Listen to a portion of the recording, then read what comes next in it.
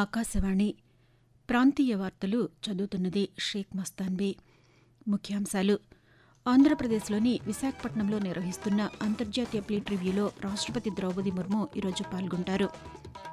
ముంబైలో నిర్వహిస్తున్న climate week సదస్సుకు తెలంగాణ ముఖ్యమంత్రి ఏ రేవంత్ రెడ్డి ఈరోజు హాజరవుతారు. రబీ సీజన్ కింద 94,500 మెట్రిక్ టన్నుల శనగలను కొనుగోలు చేయనున్నట్లు ఆంధ్రప్రదేశ్ వ్యవసాయ శాఖ మంత్రి కింజరాపు అచ్చెన్నాయుడు తెలిపారు. ఆంధ్రప్రదేశ్లోని విజయవాడ రైల్వే స్టేషన్ను పీపీపీ విధానంలో అభివృద్ది చేయనున్నామని పార్లమెంటు సభ్యులు కేశినేని శివనాథ్ వెల్లడించారు. వార్తల వివరాలు. విశాఖపట్నంలో భారత నౌకాదళం ఆధ్వర్యంలో నిర్వహిస్తున్న అంతర్జాతీయ ప్లీట్ రివ్యూ ఐఎఫ్ఆర్లో రాష్టపతి ద్రౌపది ముర్ము ఈరోజు పాల్గొని నౌకాదళ సైనిక విన్యాసాలను పరిశీలిస్తారు. యుద్ద నౌకల నుంచి గౌరవ వందనం స్వీకరిస్తారు. ఈ సందర్భంగా దేశ భద్రత, సముద్ర రక్షణపై రాష్టపతి ప్రసంగిస్తారు. కార్యక్రమం అనంతరం మధ్యాహ్నం విశాఖపట్నం నుంచి ఢిల్లీ బయలుదేరి వెళ్లనున్నారు. రష్యా, ఆస్ట్రేలియా, యుఏఈ వంటి దేశాల నుంచి వచ్చిన 19 విదేశీ నౌకలు, భారత నౌకాదళానికి చెందిన 45 నౌకలు, కోస్ట్గార్డ్, మర్చెంట్ నేవీ, పరిశోధన నౌకలు 7 ప్లీట్ రివ్యూలో పాల్గొననున్నాయి. ప్లీట్ రివ్యూ కార్యక్రమంలో పాల్గొనేందుకు నిన్న విశాఖపట్నంకు చేరుకున్న రాష్టపతి ద్రౌపది ముర్ముకు ఆంధ్రప్రదేశ్ గవర్నర్ ఎస్ అబ్దుల్ నజీర్, ఉప ముఖ్యమంత్రి కె పవన్ కళ్యాణ్, జిల్లా కలెక్టర్ ఎంఎన్ హరీంద్ర ప్రసాద్తో పాటు నౌకాదళ అధికారులు స్వాగతం పలికారు. అనంతరం నేవల్ బేస్కు చేరుకుని అక్కడ ఏర్పాటు చేసిన ప్రెసిడెన్షియల్ బాంక్వెట్ విందులో పాల్గొన్నారు. ఈరోజు జరిగే ప్లీట్ రివ్యూలో పాల్గొనేందుకు ముఖ్యమంత్రి చంద్రబాబు నాయుడు నిన్న రాత్రి విశాఖ చేరుకున్నారు. ఆంధ్రప్రదేశ్లోని గుంటూరు జిల్లా మంగళగిరిలోని అఖిల భారత వైద్య విజ్ఞాన సంస్థ ఎయిమ్స్ 2వ స్నాతకోత్సవాన్ని నిన్న నిర్వహించారు. ఈ కార్యక్రమంలో కేంద్ర ఆరోగ్య శాఖ సహాయ మంత్రి అనుప్రియ పటేల్, ఆంధ్రప్రదేశ్ విద్యాశాఖ మంత్రి లోకేష్ ముఖ్య అతిథులుగా హాజరై విద్యార్థులకు పట్టాలను ప్రదానం చేశారు. అనంతరం కేంద్ర మంత్రి అనుప్రియ పటేల్ మాట్లాడుతూ కేంద్ర ప్రభుత్వం వైద్య రంగంలో అనేక గొప్ప మార్పులు తీసుకువచ్చిందని తెలిపారు. వైద్య విద్య కోసం విదేశాలకు వెళ్లకుండా దేశంలోనే పెద్ద సంఖ్యలో వైద్య కళాశాలలు ఏర్పాటు చేస్తున్నామని అన్నారు.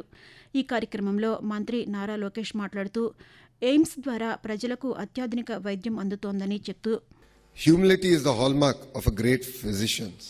So I urge you to visit our tribal areas, spend time in our primary healthcare centers, observe rural epidemiology, study lifestyle disorders in urban India, understand mental health challenges, and care for children with special needs.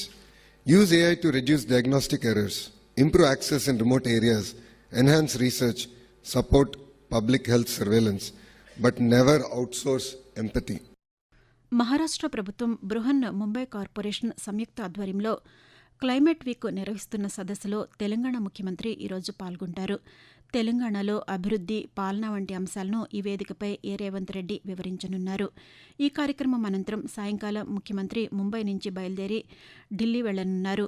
ఢిల్లీలోని కాంగ్రెస్ ప్రధాన కార్యాలయం ఇందిరాభవన్లో AICC ముఖ్య నాయకులు Mallikarjuna Kharge, Rahul Gandhi, KC వేణుగోపాల్తో రేపు సమావేశమై municipal ఎన్నికల్లో party విజయాలు, ఇతర అంశాలపై చర్చించనున్నారని పార్టీ వర్గాలు తెలిపాయి.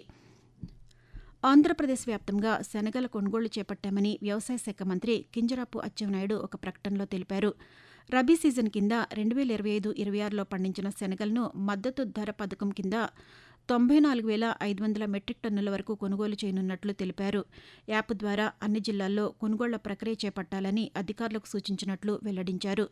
జిల్లా స్థాయి కమిటీలు కొనుగోళ్లను పర్యవేక్షిస్తాయని, రైతు సేవా కేంద్రాల ద్వారా పారదర్శకంగా కొనుగోళ్లు జరుగుతాయని పేర్కొన్నారు. కొనుగోలు చేసిన శనగలకు 15 రోజుల్లోపు నేరుగా రైతులకు చెల్లింపులు అందేలా చర్యలు తీసుకున్నట్లు తెలిపారు. రైతులు తమ ఉత్పత్తిని సమీప కేంద్రాలకు తరలించి నమోదు చేసుకోవాలని మంత్రి కోరారు. ఆంధ్రప్రదేశ్ శాసనసభ సమావేశాల్లో భాగంగా పంచాయతీరాజ్, మున్సిపల్, విద్యుత్, ఆరోగ్య, దేవాదాయ శాఖలకు చెందిన 7 చట్టాల్లో సవరణలకు సంబంధించిన బిల్లులను ఆయా శాఖల మంత్రులు ఈరోజు సభలో ప్రవేశపెట్టనున్నారు. రహదారులకు ఇరువైపులా పచ్చదనం పెంపు, మాజీ సైనికులకు భూమితో పాటు వివిధ నియోజకవర్గాల అంశాలపై సభ్యులు అడిగిన ప్రశ్నలకు సంబంధిత శాఖల మంత్రులు ప్రశ్నోత్తరాల సమయంలో సమాధానాలివ్వనున్నారు.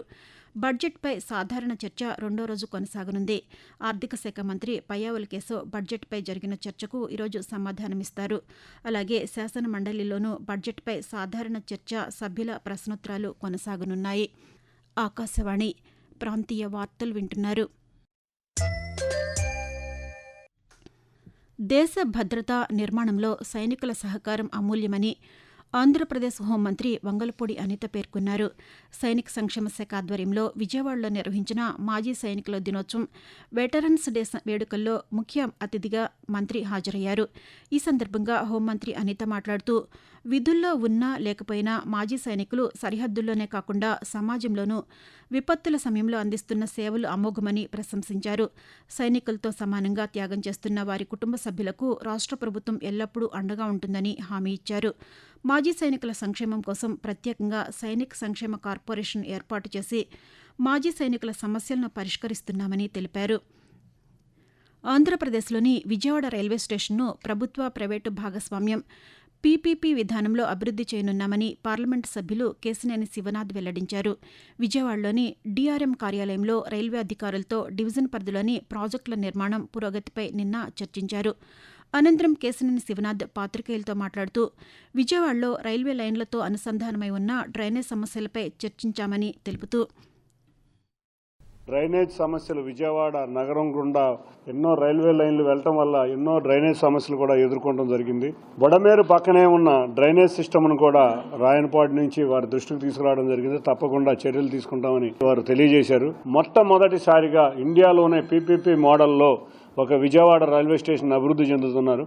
Rayanapadu railway station, Amrit Bharat station ప్రధానమంత్రి గారి చేతుల మీదుగా ఓపెన్ కాబోతుంది. 2 నెలల్లో అన్ని రెడీ అయిపోయినాయి.